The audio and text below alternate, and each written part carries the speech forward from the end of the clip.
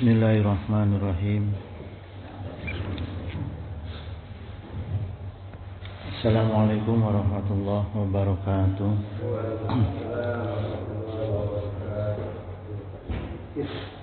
Alhamdulillah allazi hadana li hada wa ma kunna linahtadiya laula an hadanallah. Wassalatu wassalamu ala sayyidina Muhammadin wa ala alihi wa sahbihi wa man ihtada bi hudahu ila yaumil qiyamah. Amma ba'd. Raditu billahi rabba wa bi islami dina wa bi Muhammadin nabiyya wa rasula. Rabbana zidna ilman warzuqna fahman waj'alna minas sholihin. Hadratal muhtaramin summa ila hadratil kiram min jami'i syayikhina ayuhal mukarram sahibal fudala allazi yahduruna fi hazal masjid jami'a amanan hafidakumullah wa riakum wa zadanallahu ilman wa khirsa. Nah, kesempatan subuh sekarang ini kita coba kupas ikhtiar ilmu ya. Ayo ikhwan, sebelumnya lafaz ilmi itu dari masdar ghairu mim ya. Bentuk fi'il madinya itu alima, artinya sudah mengetahui ya. Kalau fi'il mudhari'nya, fi'il mudhari'nya ya'lamu, sedang mengetahui. Itu cirinya anita, salah satunya ada ya di depannya, ya'lamu. Masdarnya ilman atau pengetahuan ya. Nah, kalau untuk orang-orang yang punya ilmu itu dari isim fa'il, alimun. Orang yang berilmu, alimun ya. Kalau jamak ta'sirnya ulama'u.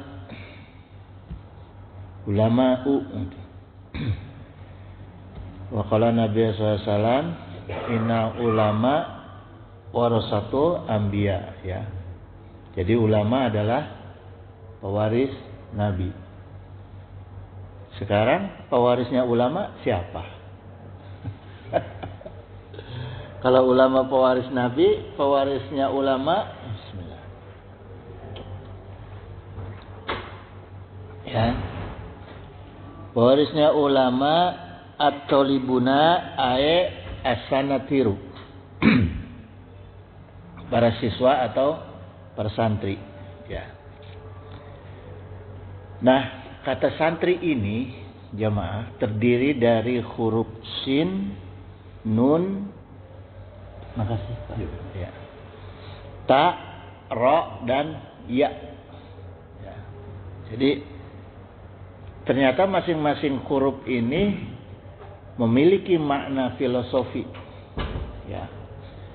Filosofi untuk membentuk menjadi seorang santri, seorang pelajar yang profesional. Jadi nggak sembarangan tuh santri itu atau sanatiru itu. Pertama huruf sin. Huruf sin itu salikun ilal akhirah. Jadi orang yang mampu menempuh jalan kehidupan akhirat, itu santri salah satunya. Ya. Dia harus mau menempuh jalan kehidupan akhirat. Jadi tujuan hidupnya itu selalu orientasinya pada akhirat, ya, atau memprioritaskan hablum minallah. Ya. Karena santri itu seharusnya memiliki kemampuan untuk saya'rifu bainal halal wal haram. Ya. Santri itu harus selalu bisa mengetahui antara yang halal dan yang haram, bisa memisahkan, bisa membedakan. Jadi ketika nanti santri itu setelah lulus pesantren menjadi profesi apapun, boleh saja santri itu. Kan kalau nyantri itu biasanya dari lulus SD sampai lulus SMA. Ya, 6 tahun lah biasanya umumnya. Pesantren itu 6 tahun kalau ngikuti kurikulum ya. 6 tahun itu lulus dia boleh kuliah kemana saja gitu. Bahkan sekarang tuh ada dari Akabri ya kalau dulu. Sekarang tuh Akpol atau Akabri itu nyari itu ke pesantren-pesantren, cari santri terbaik gitu. Ya, bahkan universitas itu juga mencari itu. Nah, ketika dia jadi apapun karena landasannya sinnya tadi itu dia harus mampu saya'rifu bainal haram wal halal ya. Dia harus mampu tuh kalau jadi polisi yang bisa membedakan mana yang halal, mana yang haram, jadi pejabat, jadi apapun ya, santri. Itu huruf sinnya.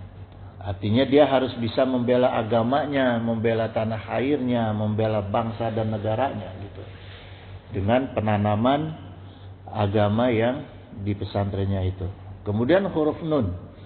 Huruf nun itu naibul ani masyaikh gitu. Artinya dia harus mampu menjadi pengganti masyaikhnya.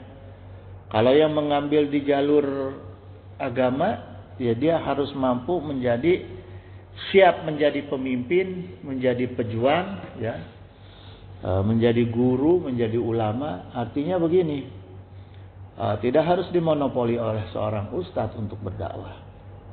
Ketika dia jadi polisi, dia berdakwah di lingkungannya. Dia jadi tentara, dia berdakwah. Ya. Dan sekaligus santri itu juga harus mampu memimpin dirinya, memimpin lingkungannya, gitu, ya. Jangan sampai dirinya dipimpin oleh setan. Dia yang harus mampu memimpin dirinya gitu. Ya. Kadang-kadang dia perlu juga setan. Nah, dia pimpin setan. Ya. Kemudian dalam proses pendidikan santri itu pendalamannya adalah i'tiqadiyah. Masalah akidah, masalah amaliyah, masalah fikrah, masalah pemikiran, ya, masalah harakah, kemudian ghirah, perjuangannya harus sesuai dengan searah dan sepaham dengan ulamanya. Nah, itu santri, ya, penanaman pendidikannya, gitu. Nah, begitu juga ulamanya juga harus i'tiqadnya, amaliyahnya, fikrahnya, barokah, giroh, perjuangannya juga harus sesuai dengan Rasulnya, dengan nabinya, gitu ya, Rasulullah SAW, gitu. Supaya apa? Supaya santrinya tidak banyak yang akhirnya jadi tasabuh kufar, ya, jadi melenceng, gitu. Nanti yang rugi akhirnya ulamanya itu sendiri kalau dia salah menanam pendidikan di dalam santri, ya, kepada santri, gitu. Sekarang coba banyak santri menjaga rumah ibadah agama lain, kiainya ditusuk, dia diam aja. Rumah ibadah orang lain dia jagain ketat gitu, kiainya ditusuk. Ada yang mendolimi kiainya, dia diam aja. Salah siapa ini? Salah ulama. Gitu, ya. Karena mendidiknya tidak sesuai dengan huruf santrinya itu sendiri, gitu. Ya. Kemudian huruf tarkul ma'asi. Santri itu harus kuat menjauhkan diri dari segala bentuk kemaksiatan. Itu santri, ya. Seperti halnya para ulama yang lebih mengutamakan khasyatullah, takut hanya kepada Allah, minal ma'asi wal khabair wal ja'ir, gitu, ya. Santri itu juga ulama itu juga mampu menjaga dirinya dari maksiat dan dosa besar, gitu. Baik itu dosa bentuk dosa akidah, dosa ibadah, dan dosa akhlak. Nah, jadi harus turun tuh dari ulamanya dulu, ya. Makanya hati-hati menitipkan anak ke pendidikan itu, harus hati-hati. Lihat figur ulamanya. Ya, jangan sampai figur ulamanya yang nggak kelihatan, jadi akhirnya muncul pendidikannya aja, gitu. Ya. Kemudian huruf ro, rogibun fi al khairat gitu. Santri itu harus senang terhadap kebaikan. Harus ada di dalam dirinya itu panggilan kenikmatan, panggilan kesenangan dalam hal perkara kebaikan gitu. Ya. Nah, ini juga penting jemaah, penting karena membangun hubungan horizontal sesama manusia, hablum minannas ya maupun hablum minallah gitu. Jadi sifat rogibun fil khairat itu harus dibangun di dalam lingkungan pesantren. Yang kelima adalah huruf ya. Yarjus salama fid dunya wal akhirah. Mengharapkan keselamatan di dunia dan di akhirat gitu. Jadi jangan hanya lulus pesantren tujuannya cari jabatan, cari dunia. Itu salah, itu pendidikannya di pesantren. Ya. Pengen jadi ini, pengen jadi itu yang sifatnya keduniaan. Enggak begitu. Santri itu harusnya ketika lulus pesantren dia mengulang, mengimplementasikan, mengaplikasikan ilmunya di pesantren dalam kehidupannya dia. Itu dulu. Ya. Setelah itu entah itu karena menjadi apapun di alam dunia ini kan Allah yang ngatur. Nanti kalau memang takdirnya dia harus jadi pejabat, harus jadi anggota dewan, harus jadi polisi, jadi apa, itu Allah lancarkan tuh jalannya. Ya. Ketika dia dipercaya oleh Allah untuk menjadi apapun, ya, khususnya pemimpin umat, akan diarahkan oleh Allah dan dituntun di jalannya yang benar. Ya. Jadi nggak usah dicari. Ya. Inilah 5 karakter santri yang sesungguhnya harus dibangun nih oleh para ulama. Yang ini saya lihat sekarang itu mengempes. Ya, mengempes gitu dalam pendidikan pesantren. Gitu, ya. Kemudian jemaah hadanallah, proses pembentukan sosok figur santri profesional ya itu sangat dipengaruhi oleh figur ulamanya. Ya. Karena ulama itu dibagi menjadi 2. Inilah yang saya tadi sampaikan, harus hati-hati dalam memilih lingkungan pesantren ya, atau lingkungan pendidikan untuk anak kita, untuk generasi kita. Pertama yang kita harus perhatikan ini ada ulama dunia. Ulama dunia, ulama yang dengan ilmunya atau dia mencari ilmunya dan mengamalkan ilmunya untuk tujuan mencari dunia saja, tidak lillahi ta'ala. Itu ulama sunun disebutnya ya, ulama dunia, mereka itu finnar. Nah, ini banyak sekarang jemaah ya. Banyak pesantren-pesantren yang namanya salafi tapi isinya aneh-aneh tuh. Banyak tuh. Ya, kita harus hati-hati tuh. Lihat kurikulumnya, lihat kitabnya, lihat pedomannya tuh. Ada pesantren mengatasnamakan nama Sunni tapi isinya Syiah. Ada pesantren yang menamakan para sahabat, pesantren Abu Bakar Siddiq tapi isinya Wahabi gitu. Ya. Jadi kita bisa lihat dari kitabnya itu nanti. Kan suka ada brosur ya pesantren, lihat tuh kitabnya. Jadi kita kalau menilai, mengukur pesantren itu dari kurikulumnya, dari kitab-kitabnya itu kita bisa menilai. Ya. Ada ulama ul akhirah. Nah ini termasuk ulama finnar yang tadi itu, pesantren-pesantren yang punya aliran-aliran seperti itu termasuk finnar itu. Ya. Karena apa? Karena dia mengajarkan juga kedoliman itu, hati-hati. Kemudian ada ulama al-akhirah. Ulama al-akhirah itu ulama yang mencari ilmu dan mengamalkan ilmunya untuk tujuan lillahi ta'ala. Ya. Zalika fil jannati khalidina fiha. Mereka itu tempatnya di dalam surga. Nah, ini. Kalau ulamanya saja ahli surga, berarti yang ikut ke sana dapat barokahnya, yang mahabbah ke ulamanya ya menjadi ahli surga. Gitu. Ini pentingnya dalam memilih pesantren. Ya.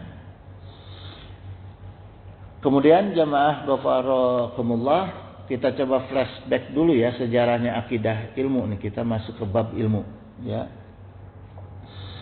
Dalam sejarah akidah ilmu, pertama Allah berfirman dalam Al-Baqarah ayat 31, wa 'alama adamal asma'a kullaha, ya. Dan Allah lah yang mengajarkan kepada kanjeng Nabi Adam nama-nama seluruhnya. Nama-nama apa saja yang diajarkan oleh Allah kepada kanjeng Nabi Adam. Dalam tafsir Al-Munir, tafsir Al-Wasit, ya, tafsir Safwat At-Tafasir, ya, itu nama-nama yang seluruh nama-nama yang ada di bumi yang sampai sekarang itu oleh Allah telah lebih dulu diajarkan kepada kanjeng Nabi Adam, ya. Nama syai'un, nama nabati, ya, nama segala sesuatu. Nabati itu tumbuhan, ya. Jadi kita kenal sekarang udah diadopsi itu ke bahasa Indonesia. Nabati itu sari, nabati sari tumbuhan, ya. Hewan, hayawani itu bahasa Arab tuh hewan, ya. Terus nama-nama mabna gitu, bangunan, fungsi, ya. Seluruh penamaan di alam dunia ini termasuk sakhluk hikmatun, ya, bentuk-bentuk pekerjaan itu semua udah disampaikan oleh Allah kepada kanjeng Nabi Adam, ya, alaihissalam. Wa qala Allah Ta'ala summa aradohum al malaikat, kemudian Allah memperlihatkan kepada malaikat. Jadi kanjeng Nabi Adam itu disuruh menyampaikan apa yang diajarkan oleh Allah, ya, kepada para malaikat. Lalu ditanya kepada malaikat, faqala ambiuni bi asma'i haula'i, gitu. Terangkan kepada aku nama-nama tadi yang semua sudah disampaikan oleh kanjeng Nabi Adam alaihissalam, ya. In kuntum shodikin, kalau kalian memang golongan yang benar. Karena kan malaikat itu dan jin tadinya menolak ketika Nabi Adam dijadikan khalifah, gitu, ya. Nah, Allah ingin membuktikan bahwa pilihannya itu benar, gitu. Maka diajarin dulu tuh kanjeng Nabi Adam, ya. Diajarin dulu, diberitahu dulu, langsung ditampilkan, gitu, ya. Terus ditanya malaikat, bisa nggak kamu seperti itu? Kan kamu ngakunya kamu yang sanggup menjadi khalifah, katanya, ya. Kemudian malaikat tuh nyerah.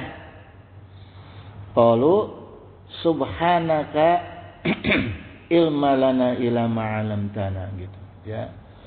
Maha suci Engkau wahai Allah, tidak ada yang kami ketahui selain dari apa yang telah Engkau ajarkan, gitu, ya. Jadi memang semuanya itu apapun juga kalau tanpa izin Allah, tanpa iradah Allah nggak bisa jadi, gitu, ya. Adam alaihissalam yang dari nol tiba-tiba jadi pinter itu kan karena Allah. Malaikat yang udah duluan beribu-ribu tahun diberi ilmu sama Allah kalah sama kanjeng Nabi Adam. Karena di mana Allah, gitu, ya.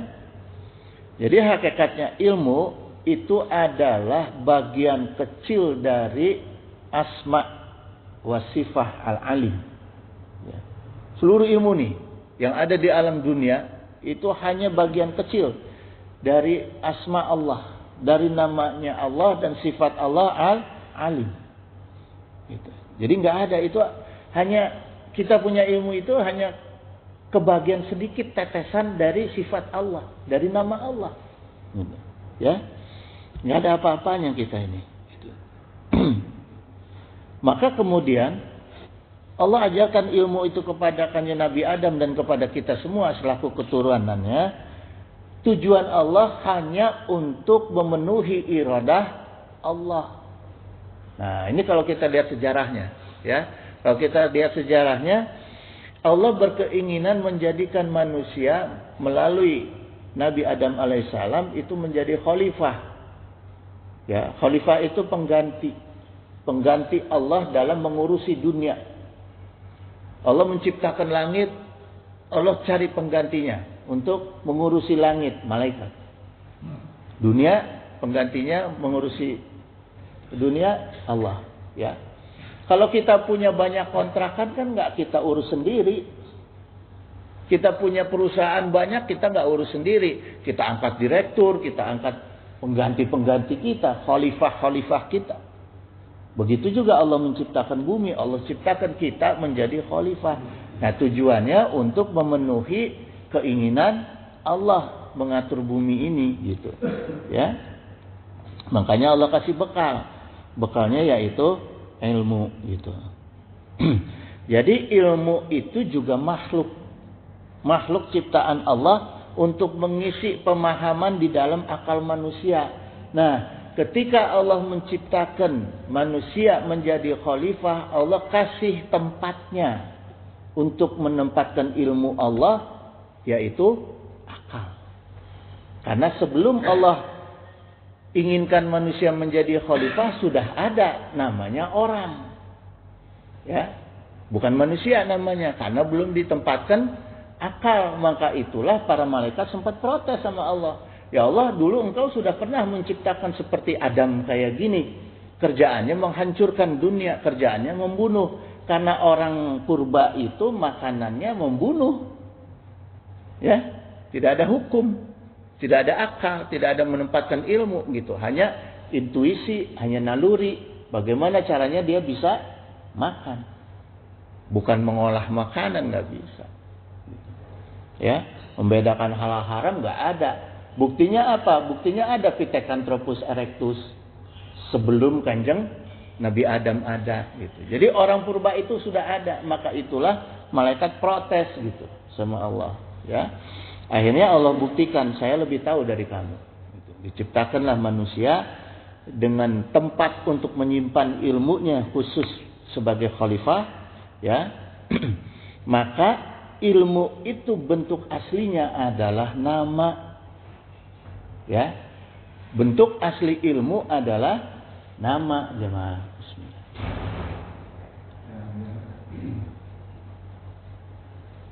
Karena gini jemaah, ilmu itu bisa kita ketahui menjadi sebuah ilmu kalau ada namanya.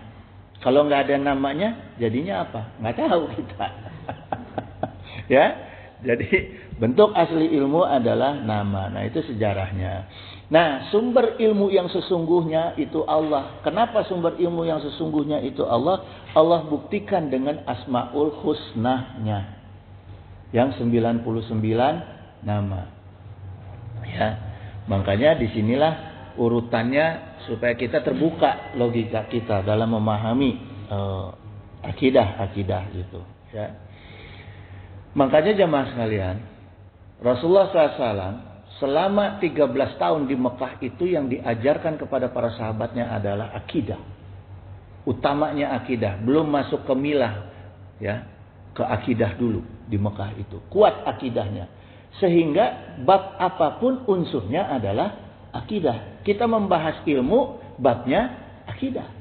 Akidah ilmu dari mana? Yang tadi saya sampaikan, sejarahnya dulu dikupas. Ya, makna tujuan Allah menciptakan ilmu itu apa? Dasarnya ilmu itu apa? Itu nilai-nilai akidah.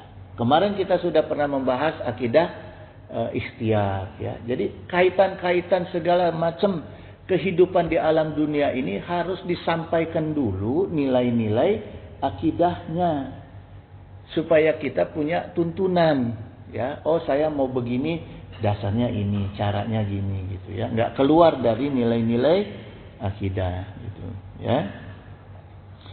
Seperti gini jemaah. Salah satu contoh, ya, sumber ilmu adalah di dalam Asmaul Husna dalam teori akidahnya, ya. Wa qala Allah Ta'ala, Allah berfirman, wa asraqatil ardu bin nuri rabbiha. Ya. Allah menyampaikan terang benderanglah bumi dengan cahaya Rabb-nya. Nah, An-Nur ini masuk dalam salah satu Asmaul Husna. Dengan adanya Asmaul Husna Nur ini, maka lahirlah. Allah jelaskan, dengan cahaya aku. Dengan Asmaul Husna cahaya aku, terang benderanglah bumi. Maka orang terpancing manusia untuk menggunakan akalnya. Menggali Asmaul Husna, jadilah cahaya di bumi. Ya, gitu. Kan dipicu dulu tuh akalnya manusia itu. Karena membaca Alkitab Asmaul Husna. Kalau dia nggak tahu Asmaul Husna, dia taunya cuma api. penerangan. Oh, untuk gelap-gelap cari api. Gitu. Karena Asmaul Husna nggak ada cahaya. Tidak di dalam Asmaul Husna yang menerangkan cahaya hanya ada di dalam Asmaul Husna.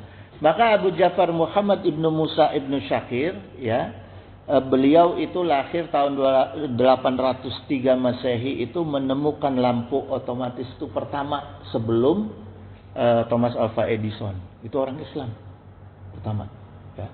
Dari mengkaji Asmaul Husna-nya nur Allah itu, ya. Karena Allah menyampaikan dengan cahaya Rabb terang benderanglah bumi, gitu. Dalam Az-Zumar 69, ya. Kemudian baru ketemu lampu pijar itu Thomas Alva Edison tahun 1947. Gitu. Baru ke sini tahun 1900 itu Thomas Alva Edison, ya. Jadi kalau kita mau menelaah ini jemaah, insya Allah akan kita temukan dari 99 Asmaul Husna itu berbagai macam sumber ilmu. Ya. Kalau ilmu psikologi misalnya dari sifat Ar-Rahman Ar-Rahim timbul ilmu psikologi, ilmu kasih sayang, ilmu kejiwaan, ya.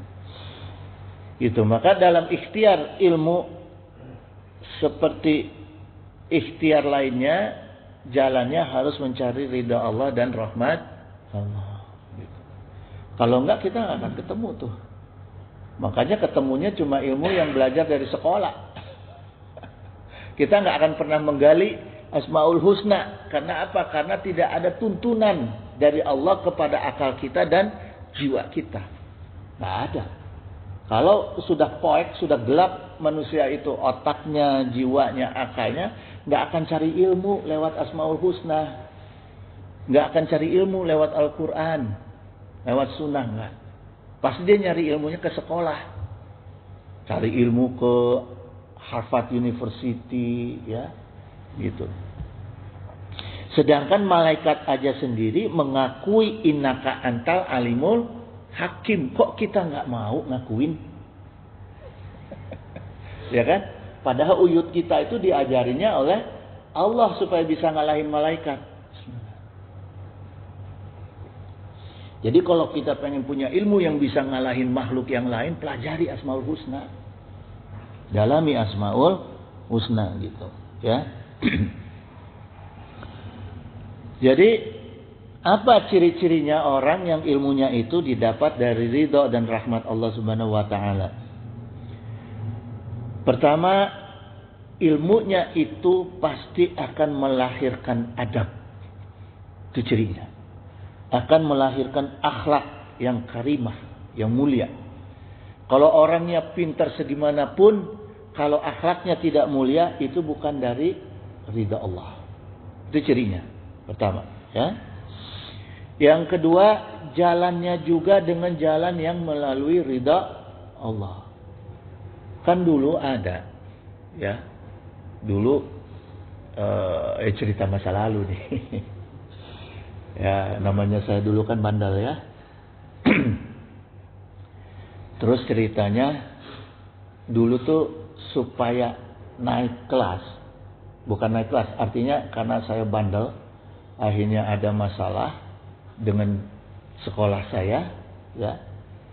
Akhirnya kan harus dikeluarin. Karena harus dikeluarin, ya bisa nggak dikeluarin, tapi ini ternyata inilah apa jalan Allah, ya. Bisa nggak dikeluarin. Saya dulu SMA 26 Pak, SMA 26 Tebet, harus dikeluarin karena bandel. Nah, bisa nggak dikeluarin kalau bayar ke apa namanya, ke dinas, ya, gitu. Kata ibu saya, anak saya udah begini, suruh bayar lagi. Akhirnya dipindahin ke pesantren. Itulah jalan Allah. Ya kan? Tapi kalau waktu itu ibu saya mungkin bayar, udah nyogok aja supaya tetap nggak dikeluarin.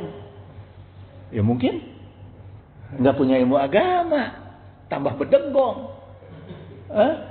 Karena hasil ilmunya ditambah juga dengan perbuatan yang gak diridhai Allah, gitu.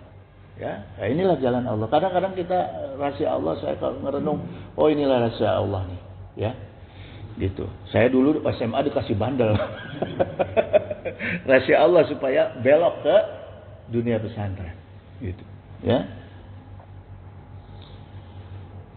Gitu jemaah sekalian. Nah, orang-orang itu akan menemukan kendala pertama dalam mencari ilmu adalah fasadun niyah. Ya, rusaknya niat. Nah itu tadi salah satu sampel contoh. Ya, ketika kita rusak niat cuma karena ingin mendapatkan ilmu, cuma karena supaya dikenal, akhirnya dengan segala macam cara, ya karena malu misalnya. Padahal kita nggak mengambil hikmah dari peristiwa, akhirnya kita akan menjadi fasadun niyah. Artinya rusaknya niat. Ya, ciri orang yang rusaknya niat itu hubus syarah wa hubut tasyadur, ya. Orang yang akibat dari fasa dunia dalam tolabul ilmu, dia akan hubus syarah dan hubut tasyadur. Cinta syahwat, cinta popularitas, hubus syarah, ya.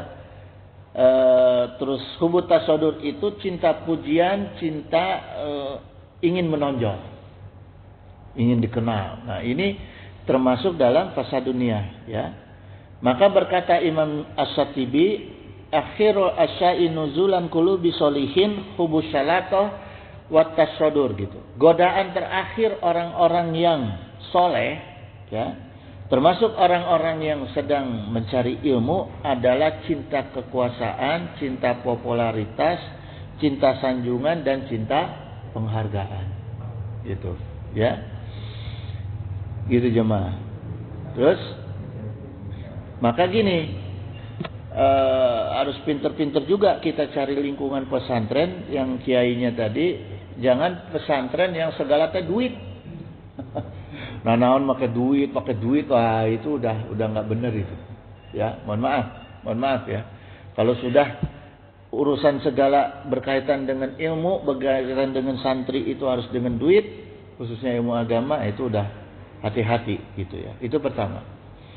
Yang kedua juga sekarang itu banyak pesantren yang kiai-kiainya atau ustadz-ustadznya karbitan.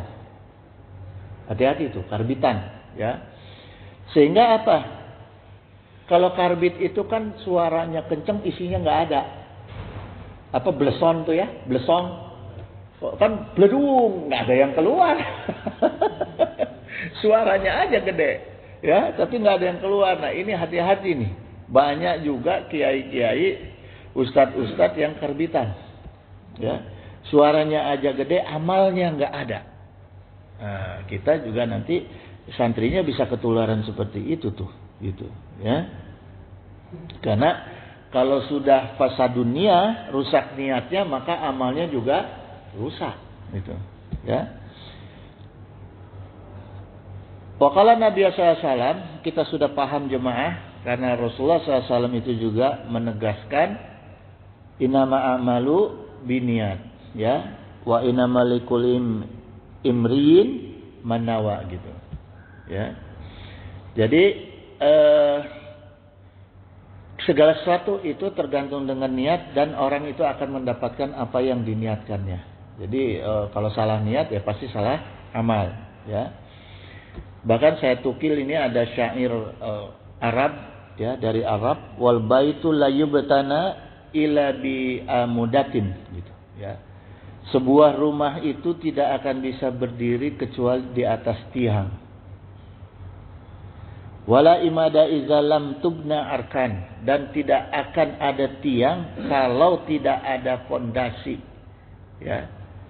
Fondasi inilah lam tubna arkan, ya, itu kalau tidak ada rukun.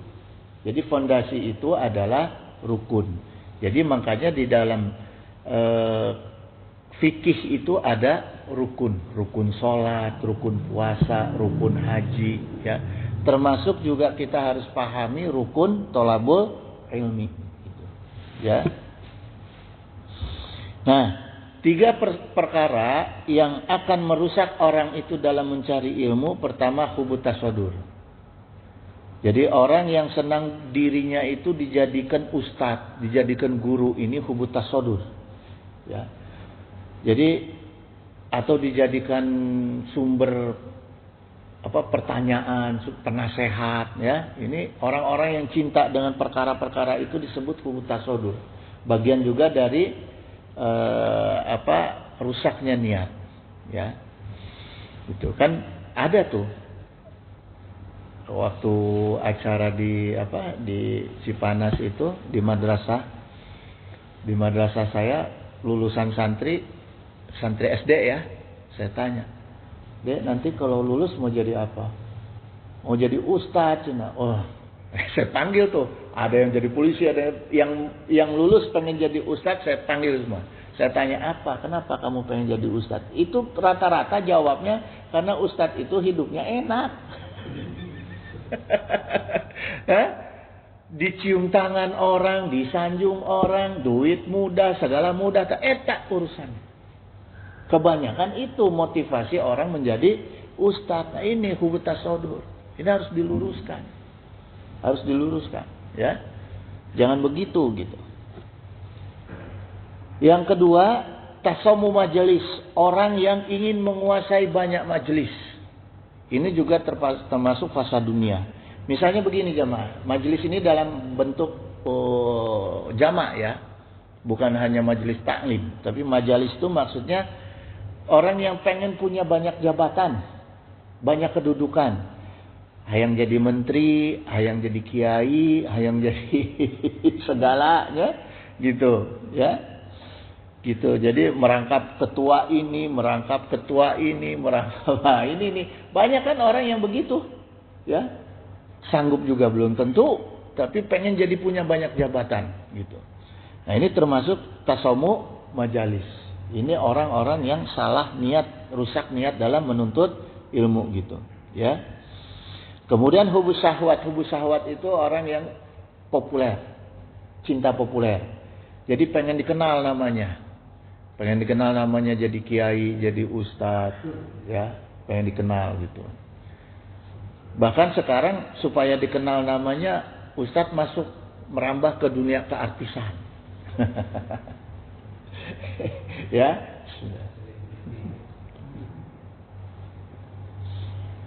Pak Wondo, alhamdulillah nuhun ya Pak Wondo. Nuhun kopina. Gitu ya.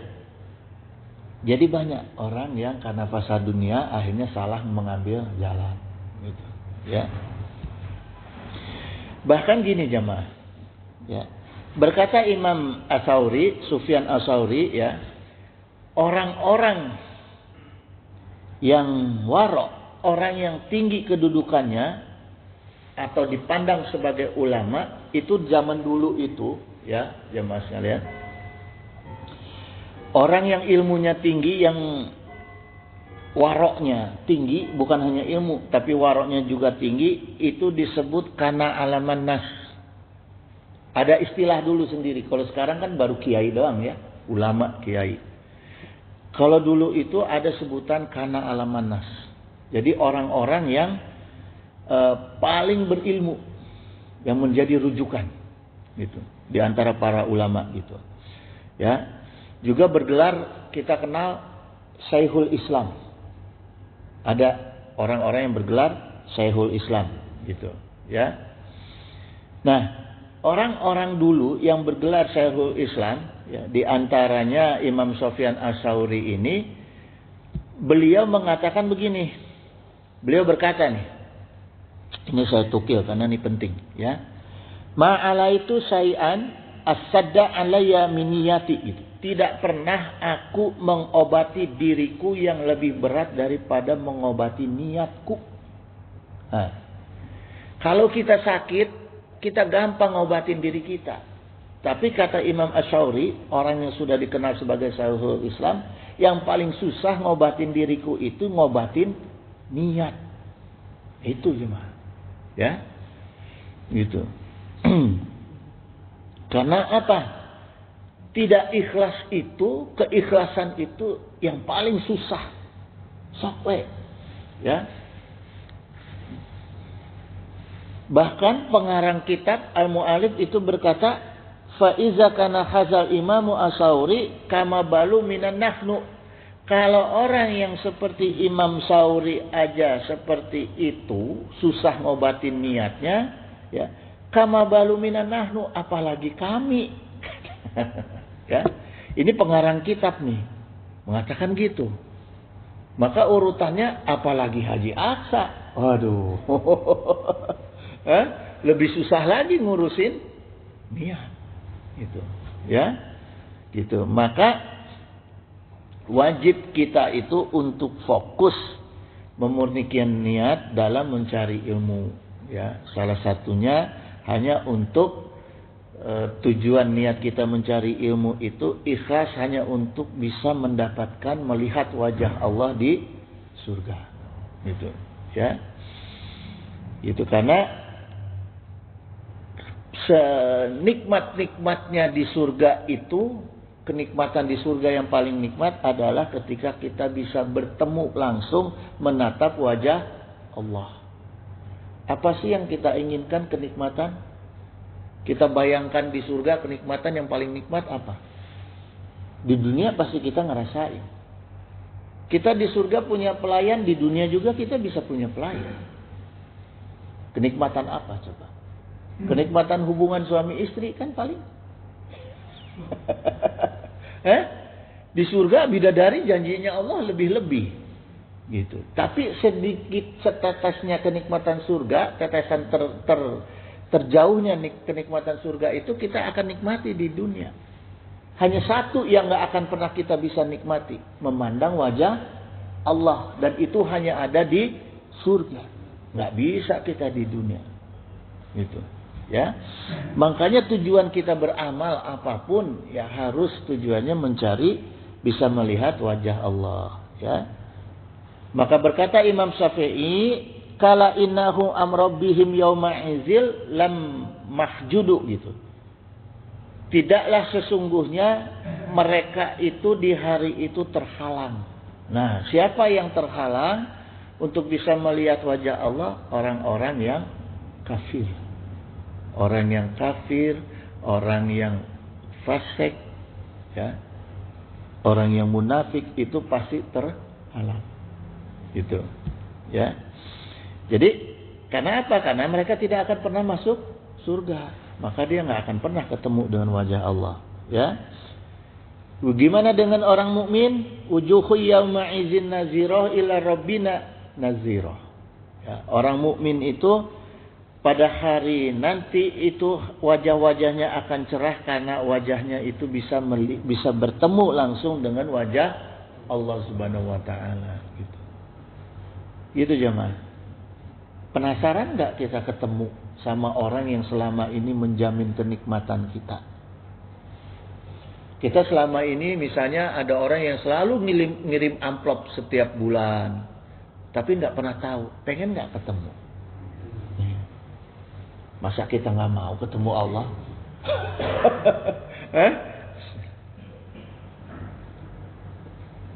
Itu jemaah. Ya. Karena apa? Begitu ketemu Allah, artinya kita selamat. Itu aja.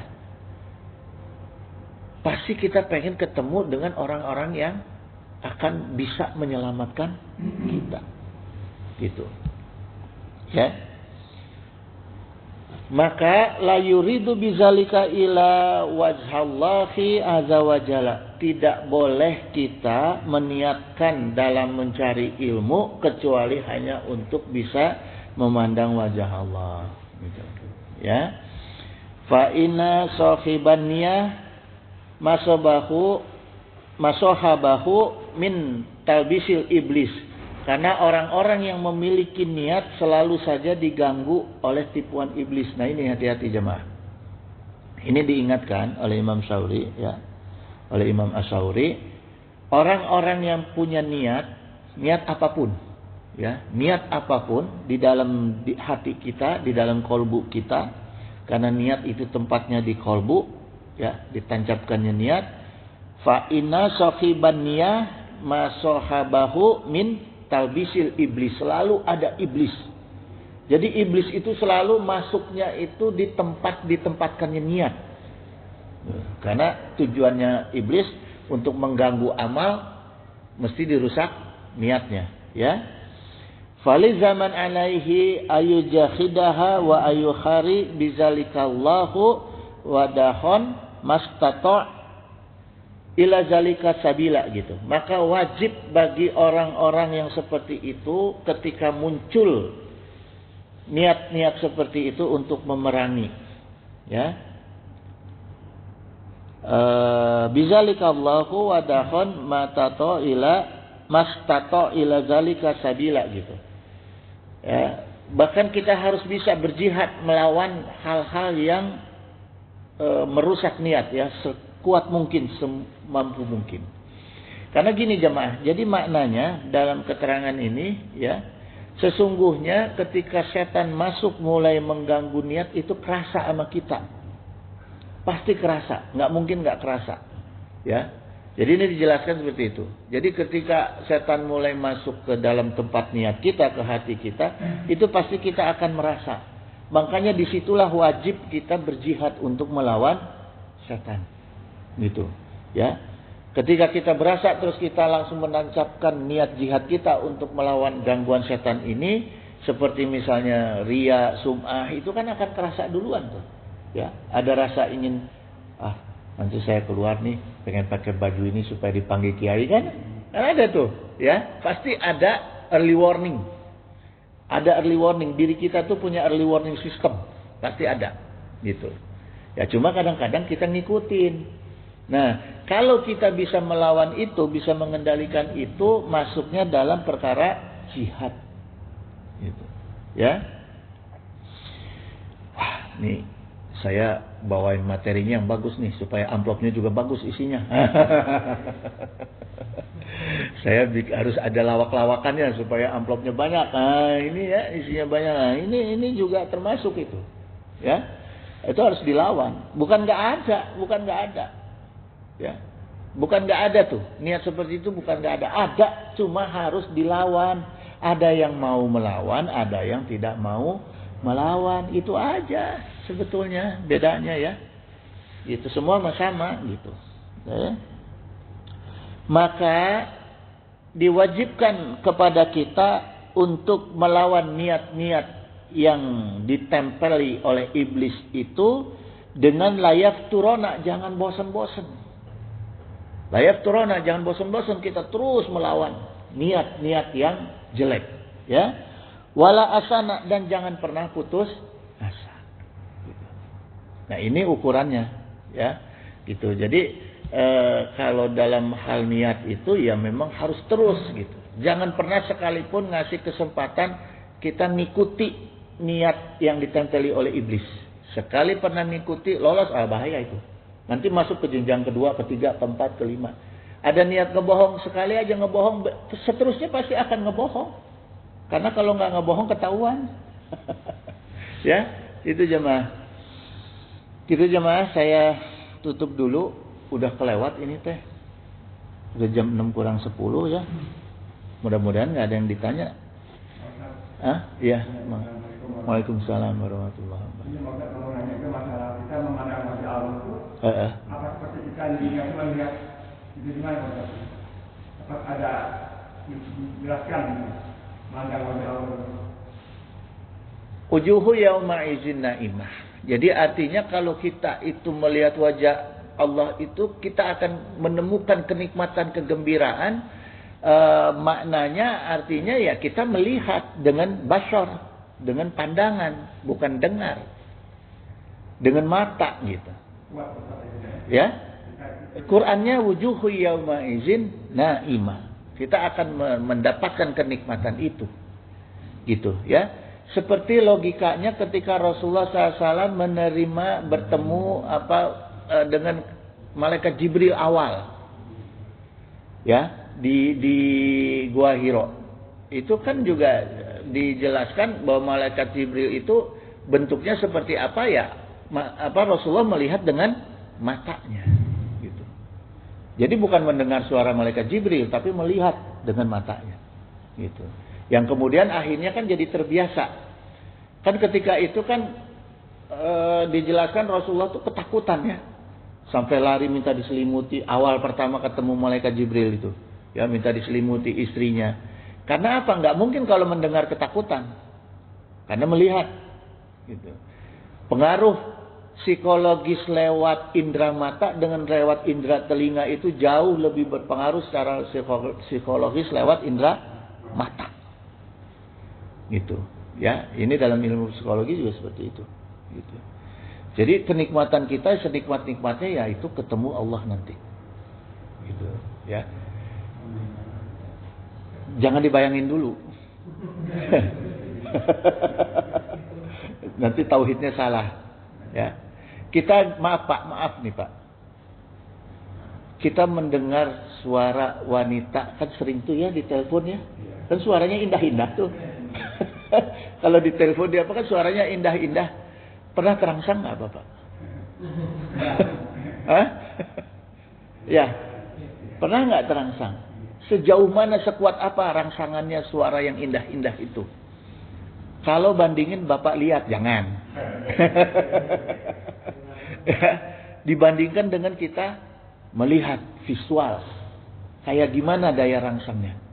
Nah itu. Logika sederhananya seperti itu. Ya. Jadi nggak mungkin Allah jamin kenikmatan kita melihat wajah Allah kalau cuma mendengar. Pasti kita akan lihat. Kenikmatannya seperti itu, Pak. Ya? Ya. Oh jangan cari lihat yang enak-enak dipandang. Wallahul musta'inu ala kulli hal. Wallahu waliyut taufiq wasadat innahu sami'un qaribun mujibud da'wah. Subhanaka Allahumma wa bihamdika asyhadu alla ilaha illa anta astaghfiruka wa atubu ilaik. Billahi taufiq wa hidayah. Wassalamualaikum warahmatullahi wabarakatuh. Allahumma shalli wa sallim wa barik ala sayyidina wa syafi'ina wa habibina maulana Muhammad wa sallim wa radhiyallahu ta'ala an sadatina sabi sayyidina Rasulillahi ajmain. Amin ya Allah ya mujibud da'wati sa'ilin.